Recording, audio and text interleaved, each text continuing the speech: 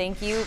New at 5, Senator Jerry Moran was in Wichita today to announce more money for a cerebral palsy research foundation that Timbers is a housing development that serves adults with disabilities. The senator visited 2 years ago to announce $2.5 million in federal funds to help preserve and rehabilitate the Timbers. Today, he returned to announce a further investment from federal resources for that renovation project. Here you get the understanding that there are some really basic things of people helping people.